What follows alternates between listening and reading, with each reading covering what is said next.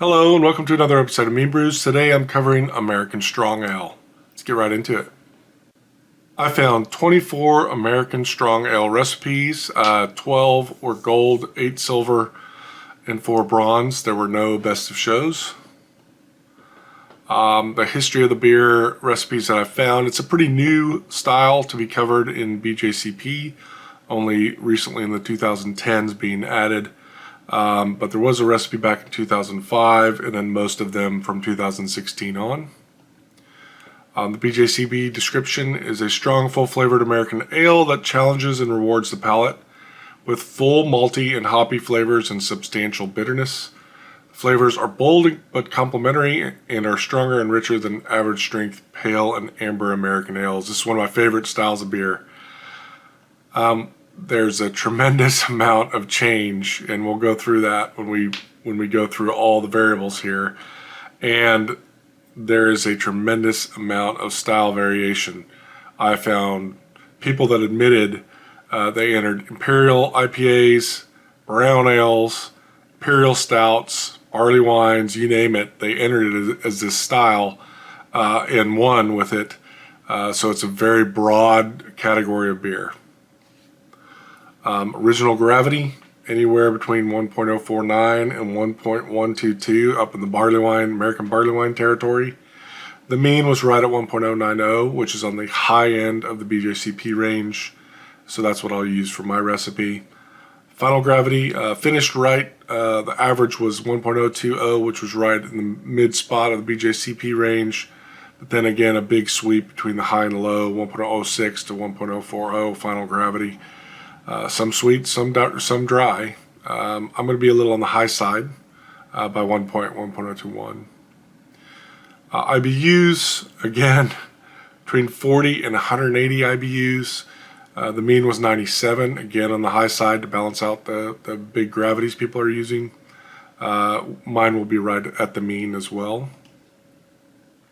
Color, we had our Imperial Stout over here at 69 SRM, and then anything, a huge range here of colors, mostly outside of the BJCP range. 19.6 was the average, and I'm going to be right at, I think, 18 here with my beer. Malts used, average of all recipes was 86% base malt, followed by 8% crystal. Then the next most prominent was toast at 3%, adjuncts at around 3%, and then a little bit of roast at 1.3. And that's boosted by that huge Imperial Stout. There was even less roast if you took that out. Now looking at the beers that use these malts, 100% use base malt, of course, at around 85% of the grist. Crystal, next most prominent, 80% recipes, so 4 out of 5 of the recipes used a crystal malt at an average of about 10%. The next was toast malt, about 42% used a toast malt at about 7.5%. Adjuncts, we had around 30% or a third of the recipes used either a flake malt or simple sugars at again around 7 or 8% of the grist, and then roasted malts, again a third of them used at around 5% if they used them. For base malt, I'm going to be right at the average. Zooming in down here, I just went over that, so I won't go over it again, but again you can see a huge range between 1 to 2% up to 30% of these malts, specialty malts used. For crystal, I'll be at right under 10% crystal malt, and then for adjuncts I'm going to be right at about 5%. I took toast out. Toast was prominent, right? Toast was about 40% of the recipes used a toasted malt, but that is declining severely over time to almost nothing. So I removed toast malts from my recipe. I'm looking at all the base malts used. We have 8 different base malts used. Just standard American two-row was the most prominent, about 80%. 4 out of 5 recipes used standard American two-row. And then Munich, 40% used Munich at around 15% of the grist. And then Maris Otter was one that was used quite frequently, or Golden Promise. Again, a big range, but only a third of the recipes at somewhere around 60% of the grist. And then some others, rye malts, wheat malts, Pilsner, Vienna, in 1 or 2 recipes each. I'll be using 55% of the grist as standard American 2-row, and then 30% of the grist as Munich. And the reason why is we're seeing a big increase, a really strong correlation to Munich being used in this style. Crystal malts, medium crystal was the most prominent. About 55% of the recipes used a medium crystal. Light crystal, the next most prominent, around a third, and then around a quarter of them using dark crystal. Somewhere in the 2 to 6, maybe 2 to 8% range seemed to be the sweet spot for individual crystal malts. Many of them use a combination, and that's what I'm doing. So I'm going to be using about 8% of medium crystal and about 1% of dark crystal. I need the color. So 1% dark crystal here. The use of the percentage of the grain bill for medium crystal has just gone up with time as well, to about 9, and those 2 crystal malts get me to my percentage. I didn't go all the way up to 9, but I did increase the medium crystal above the mean. Toast malts, biscuit, Victory, a third of the recipes used a biscuit malt or Victory malt, right around 6% of the grist, and then some others. Special roast was next, and then aromatic, and honey malt and amber rounded those out 1 each. I'm not going to use any of them, and the reason why I'm not using biscuit is it's just dropping off. So as with all toast malts, biscuit's following the same profile here. Roast malts, so these huge amounts of 12-13% roast malt was that Imperial Stout. That 1 is American Strong Ale. I won't be using any roast malts. Again, very few recipes use them, and I don't want this to be too dark. If you want a darker beer above the style guidelines, which seems to do well, feel free to put in some roast malts. Adjuncts, we had a good mix between flaked and simple sugars. Flaked rye, flaked oats, flaked barley, pretty prominent. Sucrose, dextrose, honey, brown sugar, anywhere between 2 and 9% of the grist, with a sweet spot around 6. I'm at 5%, remember, so I'm going to be using actually flaked rye. Let me tell you why. Firstly, it was one of the most prominent ones here. There's also some base rye malt used in some recipes, and I'm interested in the mouthfeel changes that this flaked grain will bring. So I chose rye over flaked barley or some of the others as my adjunct, and I didn't use the simple sugar because they're dropping as well. So this seems to fit the profile that not to use a thinner beer or to boost the alcohol here, but to use the malts to achieve that endeavor. Bittering hops, we had 14 different used. CTZ was the most prominent, followed by Warrior, Chinook, Amarillo, Simcoe, Cascade, and then a whole slew of others I just grouped together. American hops, traditional for the style. I'll be using CTZ because of its alpha acid percentage, and it just fits the data. 16 different flavor hops used: Amarillo, Simcoe, Centennial, Chinook, Northern Brewer, some others. Pretty much mostly American styles, American hop styles. I'm going to be sticking with Centennial here because we're just seeing Amarillo dropping off, and you'll see this across all hops. Amarillo is the blue curve, just showing over time less and less use of Amarillo, more and more use of Centennial as a flavor hop. Aroma hops, again, 14 different aroma hops. Simcoe, Chinook, Citra, Cascade, Amarillo was about 2/3. Mosaic and Centennial gets us up to 3/4. And then a bunch of others, all American hops. I'm going to be using Chinook for my aroma hops, and that's because Blue Curve Chinook here is showing a good correlation increase in the use of Chinook for this hop addition. and Amarillo and Simcoe just dropping off. Whirlpool hops, Simcoe, Amarillo, same. It sounds like I'm repeating myself. Chinook, Cascade, Centennial, Citra, and then others. Again, all American hops. I'm going to be using Simcoe and Chinook. I didn't see where Whirlpool, they were dropping off on the Simcoe, and Chinook and was pretty even, but Amarillo, again, just falling out of prominence here. Dry hopping, Simcoe, Chinook, Centennial, the same varieties again. I'm going to be using Chinook and Simcoe corresponding to the Whirlpool hops I used as well.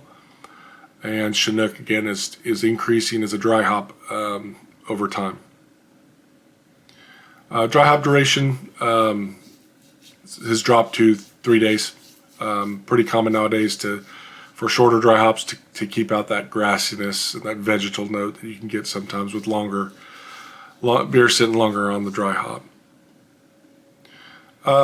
Rate of hop additions. So first one's flavor hops. Flavor hops were used in 87% of the recipes at about 0.2 ounces per gallon, 0.25. So that's about an ounce in a 5-gallon batch. Aroma hops, a little bit less prominent, but a little bit more higher dosing, 0.35. Whirlpool, we're at 0.45, so maybe 2.5 ounces in the Whirlpool per 5-gallon batch, and then dry hops up to 0.7, so quite a bit more. And we had some that were really heavily hopped as well, so I'll look at those as well. I'm going to be right at the mean for flavor hops, for aroma, for Whirlpool, and for dry hops. So not really much change. I didn't see a lot of correlation there showing it change over time, but a big range. So keep that in mind. If it doesn't come out as hoppy as you'd like, you can increase these rates. You should increase these rates to your taste. Single infusion was the dominant mash type used for this style. There are a couple recipes that use step mashes. I'll be using a single infusion. Temperatures. One recipe did it's an acid rest, right? Yeah, acid rest at about 112, 113. A different recipe used a protein rest at a 122. A couple recipes used beta at an average of 144, 145. And then the main sacrification rest had a range between 147 and 159 with an average of 152. This is wrong over here. I forgot to delete it. I'm going to be right at the mean here. Of 152 for 1 hour. Boil duration, actually, sorry, I think it was 75 minutes was the mash duration, 75 minutes, and I'll share that with the recipe. Boil duration, 60 and 90. I just recommend boiling as long as you need to achieve the gravity that you're shooting for. For all high gravity beers, it's pretty much my standard. 75 minutes was the average. Yeast, clearly Chico, a clean West Coast yeast is what you want to use for this style. There were a lot of British style yeasts that made up the balance. So feel free. I really like this Whitbread yeast, and so I make a lot of American Strongs with that. But what wins in competition is Chico strain, and that's what I'll recommend here. Water chemistry: 76 calcium, 8 magnesium, 23 sodium, pretty high. 112 sulfates, 72 chlorides. I'll be pretty much on the mean until it gets to the sulfates, a little high in the sulfates, and that's because we're seeing not a strong correlation, but an increase in time over ppm of sulfate in this beer. Fermentation temps for all different types of yeast, it was between 60 and 70 Fahrenheit. For Chico's, between 60 and 68, with an average of 65. For Worthington White Shield, 64 to 68, and for San Diego yeast, 67 to 70, all within that range here between around 65, 66 to 68. So This isn't right again over here. 66 was the average. I'm going to be right at 65 for the Chico strain. Fermentation temps, we are seeing a decrease in the fermentation temp of all strains over time to that 65 number, which I'm using. Other variables, carbonation volumes average was 2.4, mash pH average was 5.4, 5.36. Carbonation is increasing over time with a very, very strong correlation here. So 2.5 is what you should shoot for with this style. All right, finally the recipe. So again, starting with about 55% of two-row and that 30% of Munich that we saw the trend. 8% Crystal 60, Caramel 60. I'd recommend an English style here that find them just more flavorful. 5% flaked rye, and then 1.5% of Caramel 120. Use either in English. I really like DRC, double roasted crystal malt here. At 1.5%, it's going to provide that color and a little bit of richness and flavor to the crystal profile. Hops, again, starting with CTZ, around 33 IBUs at the 60-minute mark. And then 0.26 ounce per gallon of Centennial, 0.35 each of, 0.35 Chinook at 5 minutes, 0.35 and 0.1. I split those up because Simcoe can sometimes dominate. So I use the majority Chinook over Simcoe in the Whirlpool. They both make up the average when you add them together. And then I did the same for Chinook and Simcoe as a dry hop. So I know when I use a lot of, in a hop blend, use a lot of Simcoe, it can just take over. So trying to get some more of that piney resinous from the Chinook to balance out with some of the esters, or hop aromas and flavors that Simcoe can bring. 1.090 original gravity, 97 IBUs, right on the means. Water profile again reflects the sulfate increase of 131 over time. Shooting for that average mash pH 5.4. I'm doing the infusion mash 152 for 60. Mash out in sparge. I'm going to boil it for 75 minutes or as long as you need. Add the hops as prescribed. Cool to 185. That was the average Whirlpool temperature. And Whirlpool for 20 minutes. That was the average duration for whirlpooling your hops. I'm going to chill to 63 Fahrenheit and pitch about a 2-liter starter here. It's a big beer. Ferment at 65, and when it gets close to the final gravity, raise it up to 68. And then you add your dry hops. We're not doing a biotransform here. I didn't see a lot of biotransformation hops used.